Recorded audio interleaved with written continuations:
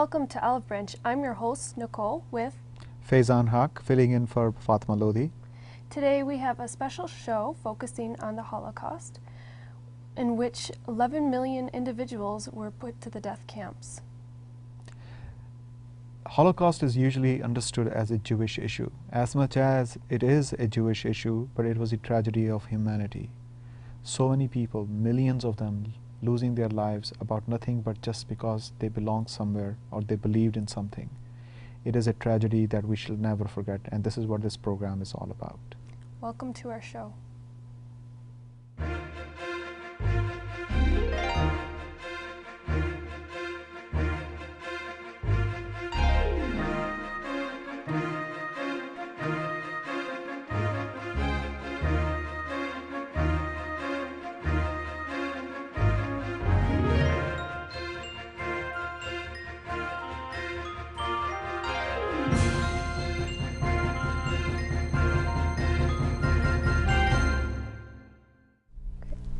To start off this segment of the Holocaust, we're going to introduce some of our guests that we have. We have Gabriel Ferber, who's the president of the Holocaust Resource Center. He's a practicing attorney and a child of survivors of the Holocaust. We also are honored to have Dr. Enid Bloch, who's a professional photographer, and she's very active in the Jewish Muslim community. So thank you for coming out and sharing some of your stories with us. Thank you. My name is Faizan Haq. Very nice meeting you. It was so great to meet you in person. And my question is actually for both of you, but I'll start with you, Gabe, if I can call you Gabe. Of course. Let's go 100 years back, 2012 and now 1912. What is going on in Europe? What is happening in Europe that shows symptoms and indicators and trends that ends up few years later in Holocaust? Could you please shed some light on it? Well, I think 100 years ago in Europe, especially in Eastern Europe, most people of the Jewish faith got along fine with their neighbors. Mm-hmm. But periodically there were gangs of individuals motivated by leaders of different persuasions, mm-hmm. who encouraged youths to attack Jews. Mm-hmm. But for the most part, the Jews were integrated into European society. Mm-hmm. My grandfather, for example, served in the Austrian-Hungary army during World War I, which is just a few years after 1912, along with two of his sons, two of my granduncles. My grandfather survived the Holocaust. They did not.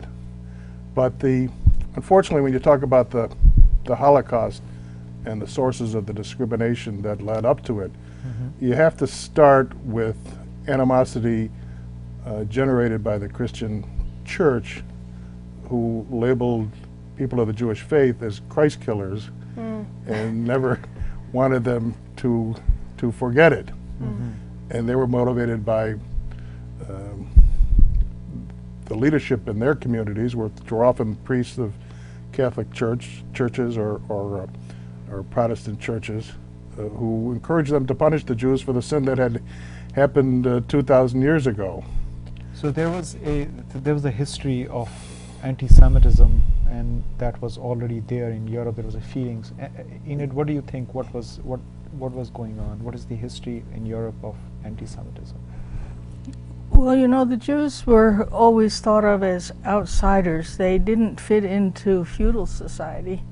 Mm-hmm. They were merchants handling money, and were restricted to those kinds of professions because they weren't allowed to take part in anything else. And then prejudices arose that these are the people who have money, when it often wasn't true at all.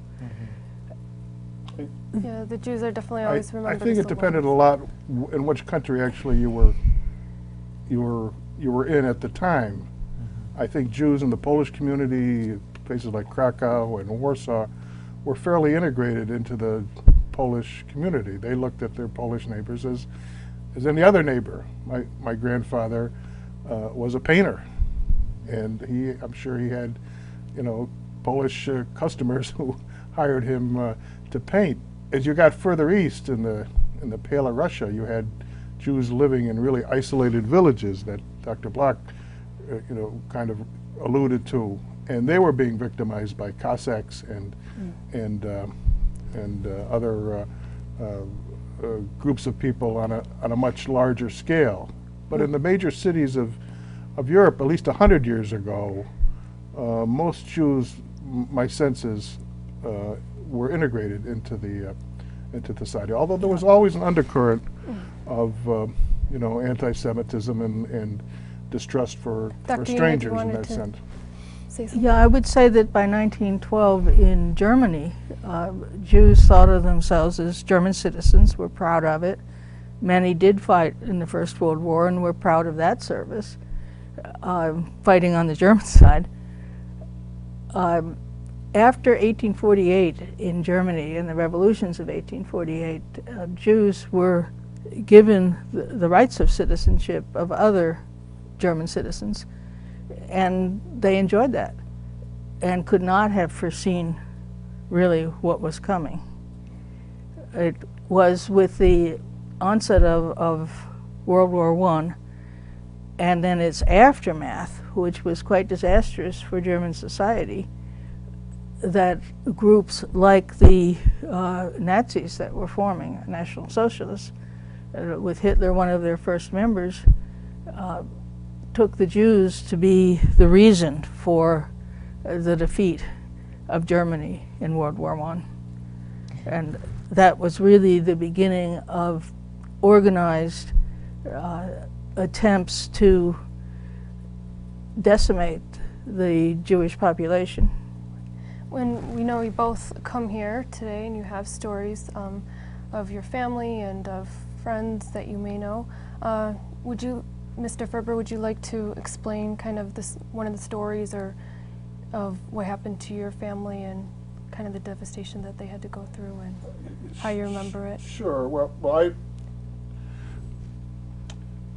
my reference earlier that Jews were integrated into society really comes from my family, because my parents came from Krakow, and they really believed, prior to the invasion of the Germans in 1939, that they were Polish citizens, that Dr. Bloch said, for Jews in Germany. They played soccer. There were soccer leagues between Christians and Jews. They got along fairly well. Until September 1939, when the Germans invaded and started to scapegoat the Jews as blaming the Jews for all of society's ill. It provided a focal point for the public's animosity. And at least in Germany, it started slowly with laws that discriminated against Jews, that tried to separate the Jews out. These were all test cases. It went step by step. Jews could not go into the same swimming pool or same clubs, or could not teach at universities. And these were initial measures that affected initially, I suppose, the Jewish the educated population. But it grew through laws that were passed to discriminate against the Jews, the Nuremberg laws. Right. And the efforts of the Germans to segregate out the Jewish community and victimize them succeeded, so that when they marched into Poland, they already had a game plan. So they knew how to round up people, segregate people, and they were very efficient. They were probably more efficient in victimizing the Jews than they were in combating the war, and of course they were excellent soldiers in that sense. But my family were rounded up in Krakow pursuant to decree. They had to move out of the home and move into a section of Krakow called Kazimierz, a little ghetto area of Krakow, and that was going on all over Poland. And they could live with that for a time period. They were forced. They could no longer go to their own jobs. They had to do what the Germans told them to do, and at that time was mostly contributing to the war effort. But that evolved to the point where they wanted to segregate the Jews further, and they put them in a concentration camp outside of Plaszow. If you've had an opportunity to see Schindler's List, which is really the story of the Jews in Krakow, you'll see that the Jews were moved from the town of Krakow into a ghetto, into a concentration camp outside, and from that camp they were moved to other camps. So can I just stop you? So while your family was being moved into the ghettos, and I'm sure it was a slow transition for them into the concentration camps, what were they? Did they ever retell kind of what kind of thoughts were going on? Was there any kind of resistance? Well, it was mostly there was not a lot of real resistance. I think there were restrictions against owning weapons or pistols, so the Jews didn't have access to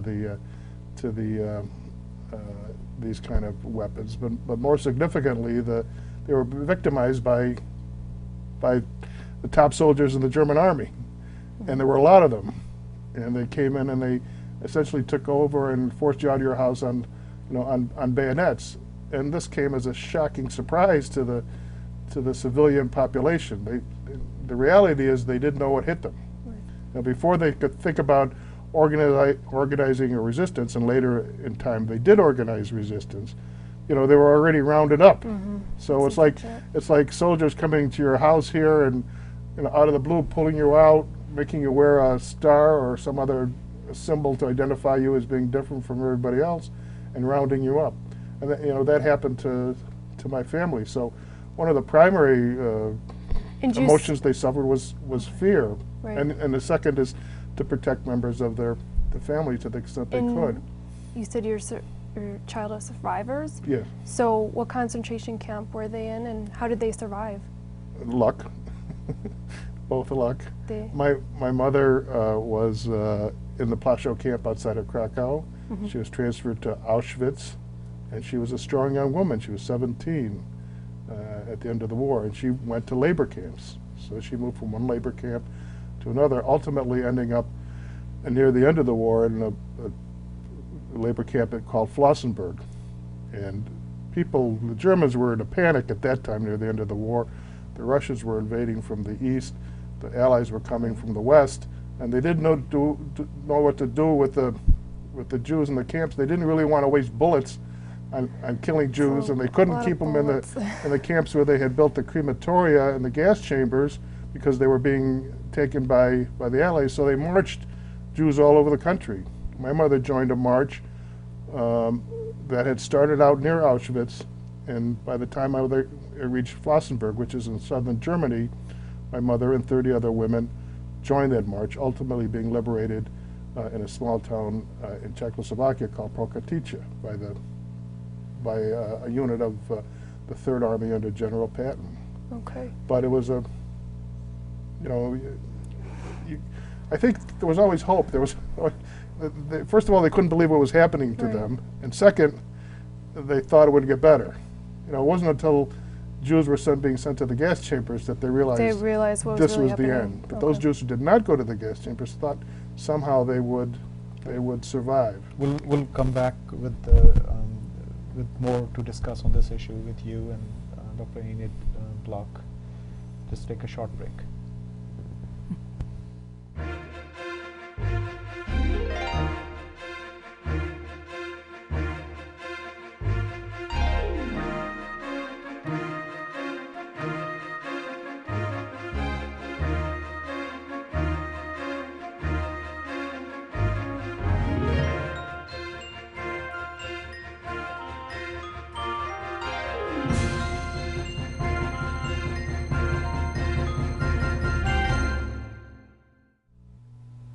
Welcome back. We are in the middle of our program, Olive Branch. Today we have guests who are actually educating us on the Holocaust, what took place, what happened, and how it has affected the lives of millions of people.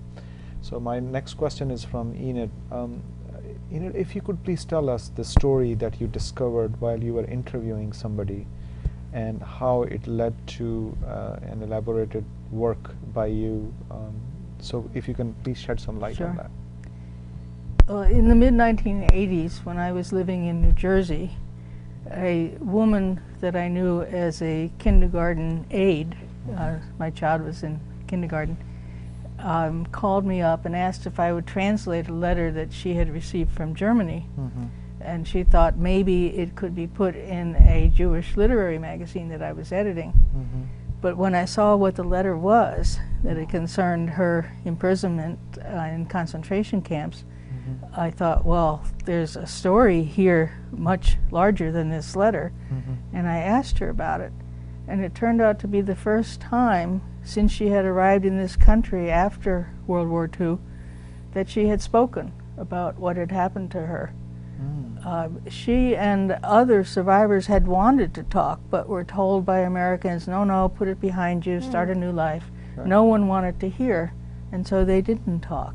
And she didn't tell her daughter, she didn't tell her grandson, until after she spoke to me, and I put together her story in a chronological order, and she was able to give it to her family to read. Did they find out what their mother and grandmother had been through?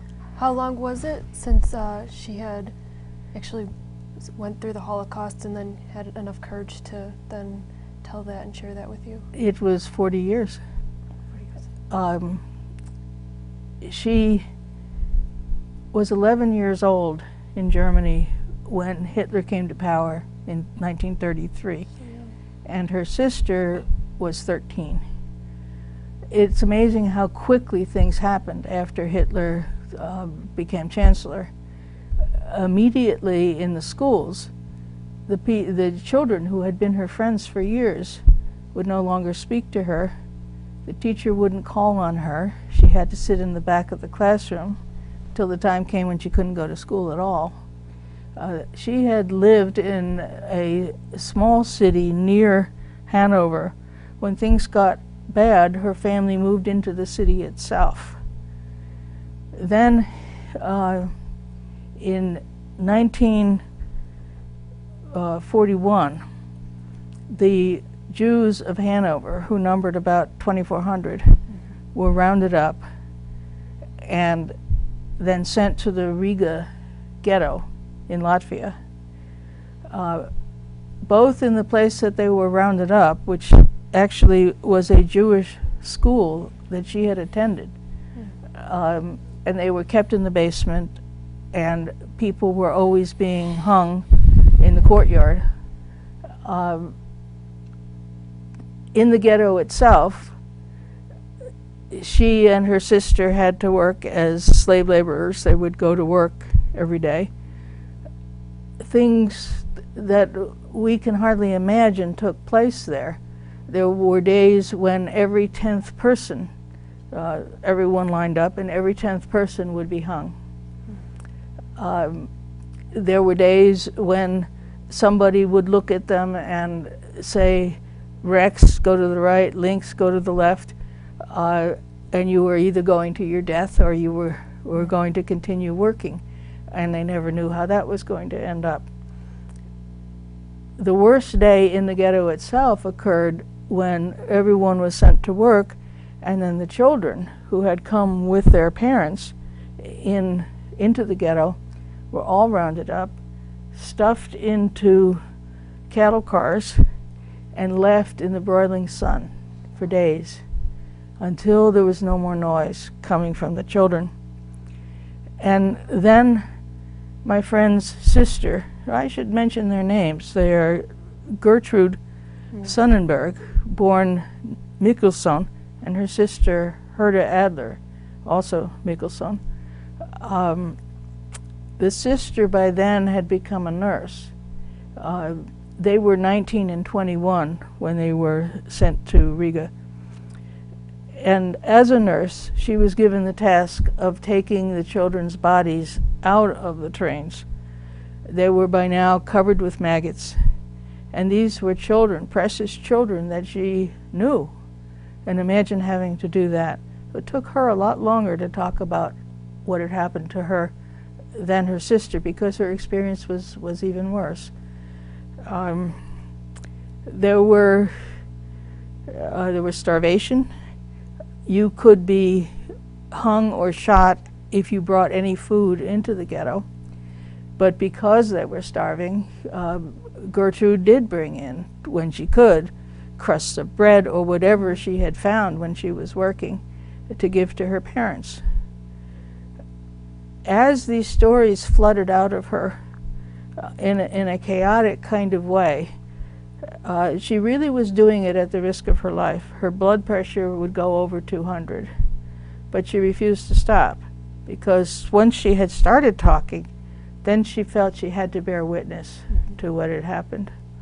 I feel very privileged to have heard her deepest thoughts and her deepest fears and her guilt. I felt I served almost like a psychiatrist in helping her to face things like the guilt that she felt. It shows her character and the character of the Nazis, what it was that she felt most guilty about.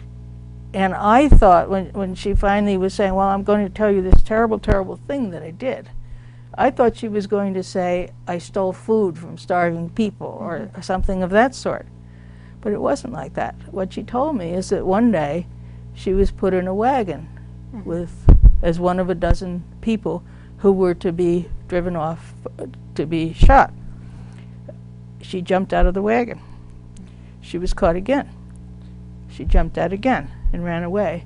And they took a man off the street and put him in her place. And so all these years she suffered in her conscience from the fact that someone had died in her place. And that's perhaps the cruelest thing that the Nazis did to these people.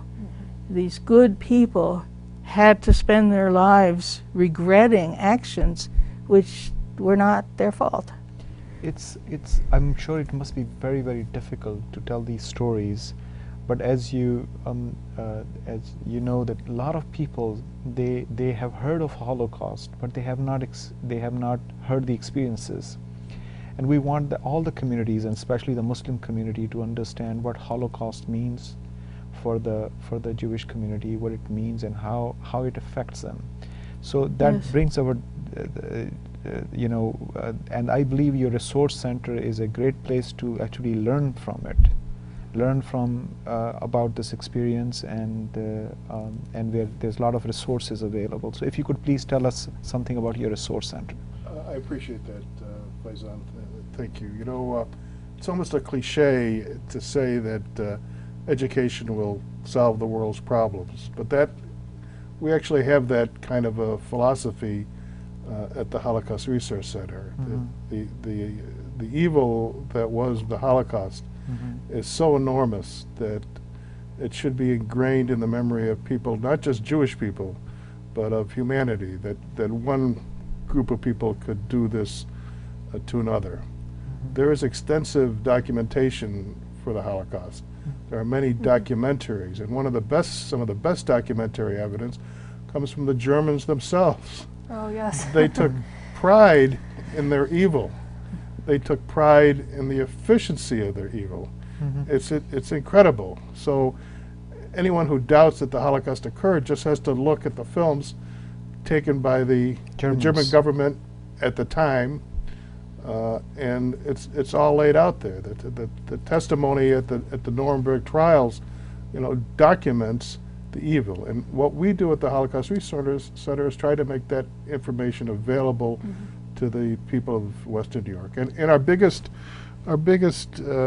tool for doing that are the existing survivors who tell stories like Enid's friend. They talk to classrooms and other community groups about what happened to them.